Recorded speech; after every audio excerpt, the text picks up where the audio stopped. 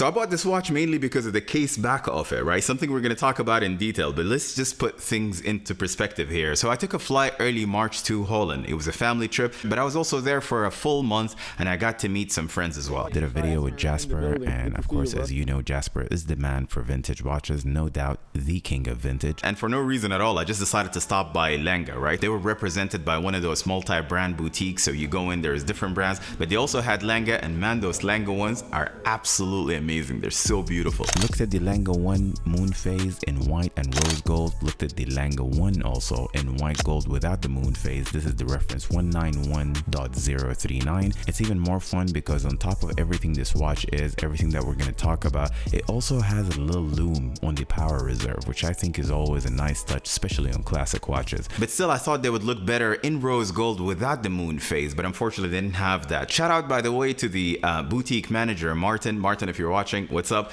Amazing experience, and we'll definitely visit in the future again. Hopped on a plane to Geneva for Watches and Wonders, saw the novelties, Rolex, Patek, Tudor, IWC, and stopped by the Lange Pavilion as well. Kick-ass releases. The Odysseus in titanium is really nice, just not my thing. I just prefer it in steel. I prefer them heavier, like that, man. In Geneva, I also had a video scheduled with the head of innovation from Vacheron. This was 2 videos ago, so if you guys had missed it, it's linked in the description down below. Met almost every single watch YouTuber that I watch. I got an opportunity to meet with Nico and Adrian from Bark and Jack for the very first time, and who knows, maybe we can get a chance to collaborate in the future. But I also got to meet friends that I got to meet through the channel, right? It was just a lot of fun to see everyone under the same roof in the same time, and we actually all did a video together. If you missed it, again, it's in the description down below. Awesome to see you as well, Rida. As I leave the venue and on my way back to the hotel, there it was again, the Lange & Söhne boutique in Geneva. And there you go, my curiosity just kicked in all over again. Would they have the rose gold Lange one without the moon phase? I mean, I just kept thinking that, you know, you've not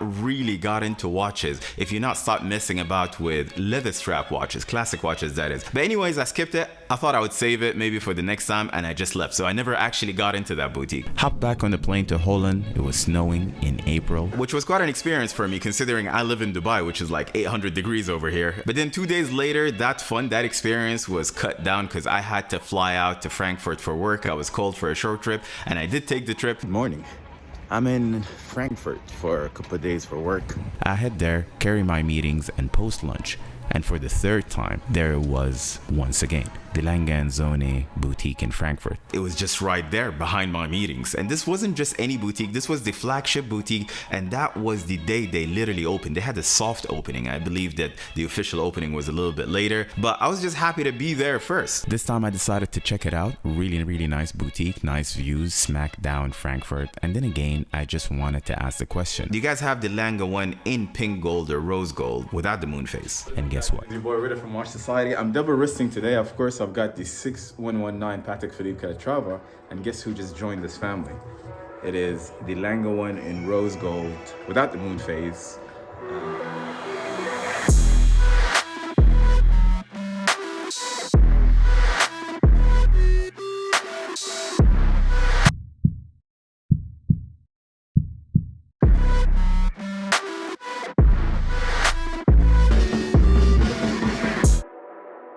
But how can you not buy this watch because of the case back? I mean, I swear I thought I would skeletonize the dial as well. I mean, if I can put a transparent dial or maybe skeletonize it, it'll be the first one. But hey, you know what? I just thought like it's a shame hiding it, man. You wanna keep it exposed. The specific reference was released at the SIHH and arguably a signature for the brand, one of the original, the OG, if you want to put it that way. I mean, this is truly the ultimate classic watch. At first, I mean, at a glance, it would look exactly like the first Gen 1, but it's not. That is what most people, including myself, would think. It could be really hard to tell the difference between the previous Gen Lange 1 and this specific Lange 1 if you're purely looking at case size and aesthetics. But in fact, it's an entirely different watch that Lange had built from the ground up, right? This is the reference 191.039 from the Lange 1 family. This is the rose gold variation without the moon phase in 18 karat pink gold and solid silverish It's kind of creamish, actually, more than silver, I would say. It has case thickness that measures to 38.5 in diameter and height of 9.8 mm. It might look okay, like nothing special, and then you start noticing these small little things on the dial that just makes it extremely fun. The seconds offset subdial, for example, you can hack it. You can pull the crown out and the watch will completely stop. So do the balance wheel, by the way. If you flip the watch on the opposite side, the minute you pull the crown, the balance wheel will stop. I swear this is gonna get me to learn some German, but you know what? I'm up for it. So underneath the dial, if we flip it back again, it says Doppelverhaus, which in German means double barrel. This is because the watch features actually a double barrel that has up to 72-hour power reserve. So another cool fun thing about this watch, of course, is the power reserve indicator and labeling in German. So it says off and up. Off means up in German, up means down. So the power reserve indicator dwindles down to up, letting you know that it's time to wind the watch again. And when you actually do that, it has a little safety feature whereby the crown will counter rotate just slightly, letting you know that you've winded it enough. As with most manual wound classic watches, it stiffens out as you continue winding,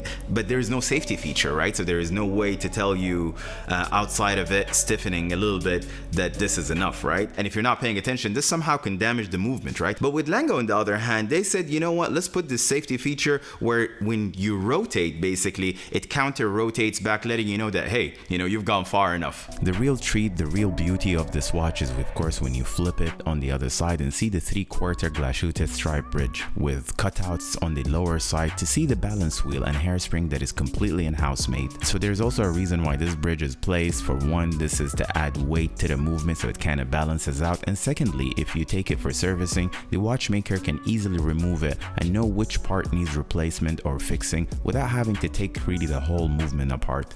Lange basically points out the goal and aesthetics of this new caliber L121.1 in a way that it's never been done before. They basically told you, let's make something that is quality, let's make something that is very, very strong, a workhorse that is, but in the same time, let's make it look sexy. And that's exactly what they've done with this Lange one. I mean, what else can I say, man? This is a sick watch. It's sick in a good way, that is, of course. The caliber also offers the Lange trademark, and that is the outside date, or big date in this case, which also offers an instantaneous jump at midnight or every time you click the date button. This might sound like it's nothing, but the power actually needed for this jump is stored within the movement hours, and of course it jumps automatically on its own every 12 a.m. each day. It might look okay at first, you're like, all right, there's nothing special there. But then again, when you look deeper, you start noticing all these small little things that makes the watch really, really fun. I mean, that's what you want, right? You want a classic watch, but not strictly classic. You want to have this playful component. And that's what Lange gave you here, right? You want to have an element of fun with new innovation. That is the key message here. Patek did it with the 6119 and their ultra thin cases. But then again, that is strictly a classic watch. And AP, well, AP still recycles the same old movement on new cases, so I'm not even going to talk about that.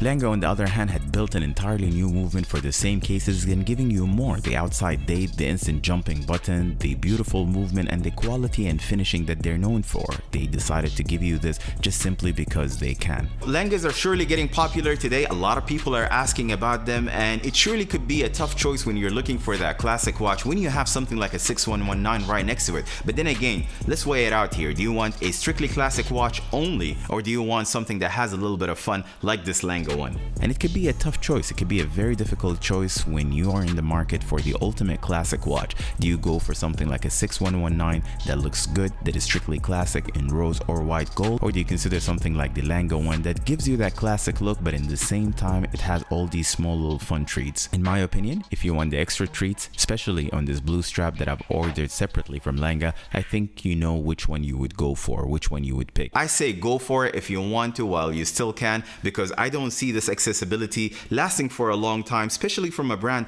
that makes 5,000 pieces across the board, across all their model lines. Let me know in the comment section down below, how do you feel about Lange as a brand? And if you had the opportunity to pick one, which one would it be? Would it be the Lange one? I'm interested to go through your thoughts. I mean, of course, the 1815 is great, as well as their chronographs. This is what they've mastered, right? They mastered the art of creating chronographs. But if you just wanted a simple, classic, fun, playful watch, would it be the Lange one? I'd be interested to go through your comments. Don't forget to smash that subscribe button, give it a thumbs up if you liked the video, and I'll catch you guys on the next one. Take care.